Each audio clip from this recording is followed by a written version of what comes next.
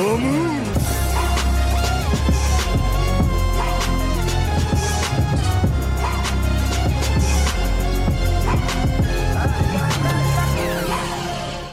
teman-teman kos-kosan, gimana kabar kalian? Baik-baik saja kan? Dan ya, di luar dugaan, ternyata 2 video tidak cukup untuk menjelaskan detail sutradara Kenjaku dalam mendirect Yuji agar setara Sukuna. Dan ya, ini adalah video part ketiga dari 2 video sebelumnya. Di video part kedua, Abdikos menjelaskan sampai Kenjaku yang memenuhi sumpah pengikat dia untuk memberikan tubuh kuat pada Sukuna, serta memberitahukan alternatif calon wadah dia yang kedua, yaitu Megumi Fushiguro, dan memberitahu lawan terkuat dia yaitu Gojo Satoru. Yap, Kenjaku sengaja menempatkan Megumi, Gojo, dan Yuji dalam satu tempat agar Sukuna paham kalau ini adalah janji yang ingin ditepati Kenjaku setelah perang besar era Heian 1000 tahun yang lalu. Karena topik pembahasan part 2 sampai ke-15. Di part ketiga ini Abdikos akan mulai dari ke-16 dan seterusnya. Seperti biasa, Abdikos disclaimer dulu kalau video pembahasan ini adalah teori yang berlandaskan fakta. Yuk langsung aja kita mulai pembahasannya. Check it bro.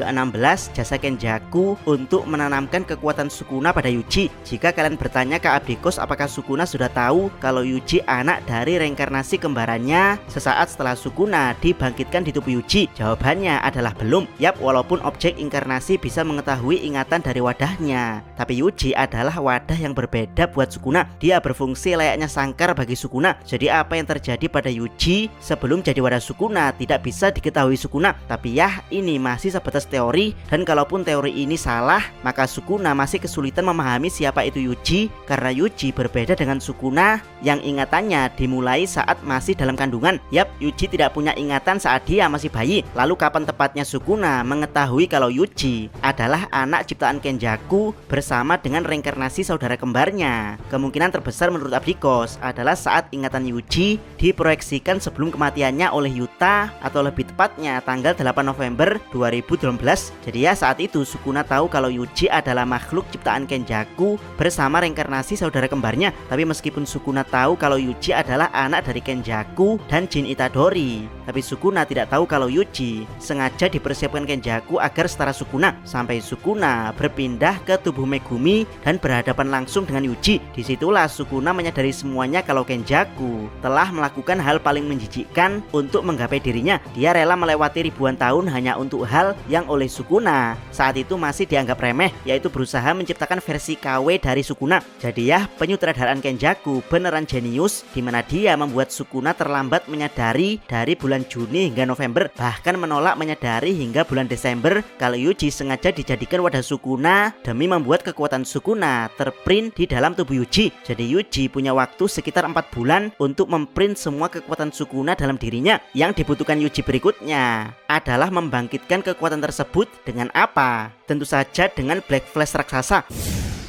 Ke-17, jasa-jasa Kenjaku untuk memuluskan jalan Yuji mencetak kekuatan Sukuna. Yap, walaupun usaha Yuji untuk bisa setara Sukuna sangat keras, sebenarnya ada campur tangan Mama Kenjaku yang mensupport Yuji dengan tidak kalah keras di belakangnya. Tidak percaya? Mari kita bahas.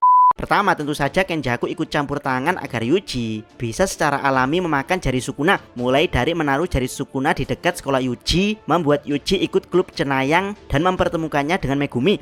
Kedua, Kenjaku mempertemukan Yuji, Megumi, dan Gojo dalam satu tempat. Ini membuat Sukuna punya pandangan tentang alternatif wadah pengganti, mengingat Yuji menjadi wadah yang terus mengurungnya. Pertemuan Sukuna dengan Gojo saat pertama kali dibangkitkan juga membuka mata Sukuna kalau penyihir modern ternyata sangat kuat, bahkan nantinya bisa membuat Sukuna ketar-ketir. Jadi ya, di sini Kenjaku membantu Yuji agar Sukuna kelak mau berpindah wadah dan punya impian untuk mengalahkan Gojo Satoru. Ketiga, Kenjaku membuat Yuji terlibat dalam menangani kejahatan Mahito. Yap, Abdikos berteori kalau Kenjaku tahu bapak Sukuna adalah kutukan berwujud manusia yang punya teknik manipulasi jiwa. Di sini Kenjaku sengaja membuat Yuji terlibat dengan Mahito agar Yuji punya kemampuan untuk melihat batasan jiwanya sendiri dengan jiwa Sukuna, sehingga Yuji punya teknik yang bisa langsung menyerang jiwa. Keempat, Kenjaku menempa Yuji dengan insiden Shibuya, di mana insiden Shibuya yang hanya berlangsung 4 jam 40 menit menaik turunkan mental Yuji dengan sangat keras, sehingga setelah insiden Shibuya, Yuji membangkitkan potensinya untuk menjadi Demon God. Bahkan Choso yang anak lain Kenjaku langsung mengetahui potensi Demon God dari Yuji ini. Kelima, Kenjaku memenjarakan Gojo. Yap, meski jadi wadah Sukuna, Yuji sebenarnya tidak cukup berkembang dalam beberapa bulan sebelum insiden Shibuya. Itu semua karena ada Gojo yang bisa dengan mudah menghabisi lawan yang dianggap sulit bagi Yuji. Yap, Hanami yang harusnya menjadi media untuk pembelajaran Yuji dengan sangat keras, malah dikalahkan Gojo dengan mudah. Maka dari itu Kenjaku butuh menyegel Gojo yang telah menjadi tembok penghalang bagi bangkitnya kekuatan Yuji. Dan terbukti setelah Gojo disegel, beberapa jam kemudian Yuji telah membangkitkan potensinya untuk menjadi dewa iblis yang bahkan sekelas Mahito ampun-ampun di hadapan Yuji. Keenam, Kenjaku membuat Sukuna terlambat menyadari potensi Yuji. Yap, kejadian Yuta membunuh Yuji menurut Abdikos adalah murni halangan yang tidak terduga bagi Kenjaku, di mana kedok Kenjaku yang sengaja menikahi reinkarnasi Sukuna untuk menciptakan Yuji terbongkar di sini. Tapi ya, Kenjaku berusaha menfokuskan tujuan Sukuna untuk pindah ke tubuh Megumi. Caranya dengan membuat Yuji dan Megumi berpartisipasi di Cooling Game. Ketujuh, mengadu Sukuna dengan Gojo di hampir potensi terkuatnya. Yap, saat Gojo dibangkitkan kembali, Gojo hampir saja bertarung dengan Sukuna Megumi di kekuatan 15 jarinya. Meskipun Gojo belum tentu menang karena di pulau terpencil tersebut ada Uraume dan Kenjaku alias 3 lawan 1. Tapi Kenjaku dengan jenius mencegah Sukuna dan Gojo untuk tidak bertarung sekarang. Yap, Kenjaku tahu betul baik Sukuna dan Gojo punya ego tinggi sebagai yang terkuat. Jadi mereka sepakat untuk bertarung di tanggal 24 Desember, yang mana Kenjaku menambahkan kekuatan Sukuna menjadi 19 jari dan 1 mumi, di mana hal ini nantinya memicu keberhasilan Sukuna dalam membunuh Gojo Satoru dan membuat Yuji tidak ada pilihan lain selain menghadapi Sukuna dengan menghalalkan segala cara. Yap, jika insiden Shibuya butuh waktu 4 jam untuk menunjukkan potensi Yuji sebagai Demon God, maka kematian Gojo membuat Yuji menjadi Demon God kurang dari 1 jam. Ke-18, usaha keras Yuji untuk bisa setara Sukuna. Yap, jika jasa Kenjaku sangat banyak untuk membantu Yuji agar setara Sukuna, maka apa usaha asli Yuji untuk bisa setara Sukuna? Jawabannya adalah Yuji berhasil menyelesaikan semua tantangan yang dipersiapkan Kenjaku untuk membuat Yuji bisa setara Sukuna. Yap, untungnya Yuji sudah ditempa oleh Wasuki Itadori menjadi pribadi yang penolong dan tidak mudah menyerah. Kalaupun dia hancur mental, pada akhirnya dia akan bangkit kembali. Bahkan Sukuna menjuluki Yuji sebagai makhluk yang tidak bisa dihancurkan, karena seberapa sering Yuji dikalahkan, dia akan kembali untuk membuat perlawanan. Hasil didikan Wasuki Itadori terlihat jelas saat Yuji mendapat julukan Harimau Barat saat masih SMP, di mana Harimau Barat adalah salah satu simbol dari 4 makhluk mitologi penjaga arah mata angin yang punya kepribadian tidak mudah menyerah sampai dia benar-benar mati. Jadi ya, tidak ada gunanya Kenjaku membuka jalan kalau Yuji tidak melewati jalan tersebut. Usaha Kenjaku akan langsung gagal saat Yuji menyerah untuk dibangkitkan kembali oleh Sukuna di kematian pertamanya. Tapi nyatanya Yuji terus melangkah, bahkan meski Sukuna dan Mahito menertawakannya atau setelah Sukuna memakai tubuh Yuji untuk membantai Shibuya. Puncaknya Yuji membangkitkan potensi Demon God setelah berhasil mengatasi trauma kematian Nanami dan sekaratnya Nobara. Setelah membangkitkan potensi Demon God ini, Yuji tidak lagi bisa dihancurkan mentalnya. Seberapa banyak teman dekatnya sekarat dan mati, atau bahkan dirinya sendiri yang mati atau dibuat sekarat, Yuji tetap tidak bisa dihancurkan mentalnya. Jadi ya, kalau boleh menyimpulkan, bahkan meski Kenjaku tidak membuka jalan bagi Yuji, pada akhirnya mental Yuji hasil didikan Wasuki Itadori tetap akan membuka jalan dia sendiri untuk bisa setara Sukuna. Tapi ya, hal tersebut membutuhkan waktu yang lebih lama, bahkan terancam gagal jika Sukuna menyadari kesalahan dari egonya.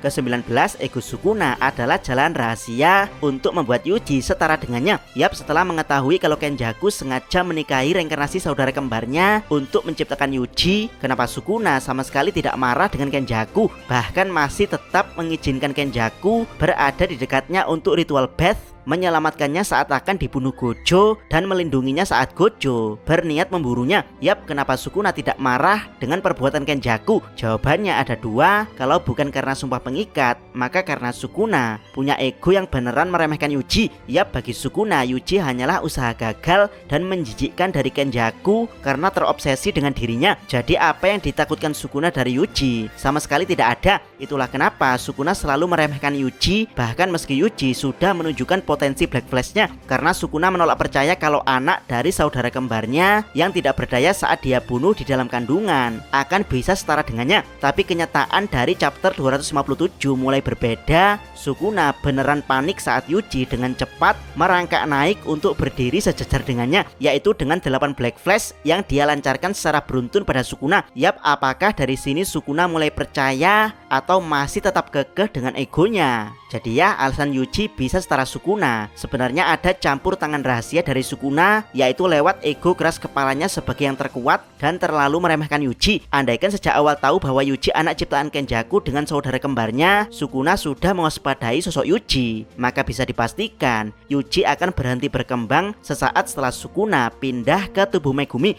Tapi ya, saat itu bukannya fokus ke Yuji, Sukuna malah fokus ke Yorozu untuk persiapan menghadapi Gojo. Jadi ya, terlambat sudah ego dan kesombongan Sukuna. 8 Black Flash beruntun telah mengantarkan Yuji sejajar dengannya. Bahkan kalau Yuji terus memberikan Black Flash dan membuff dirinya di momentum mode zone, maka bukan tidak mungkin kalau Yuji akan melampaui Sukuna hanya dalam hitungan menit. Selesai sudah pembahasan 3 part sutradara Kenjaku dalam mendirect Yuji untuk bisa setara Sukuna. Berikutnya Abdikos akan review chapter 257 yang memang sudah keluar secara resmi di situs Manga Plus. Jangan lupa subscribe channel Takos dan jangan lupa share video ini. Abdikos salam Mi.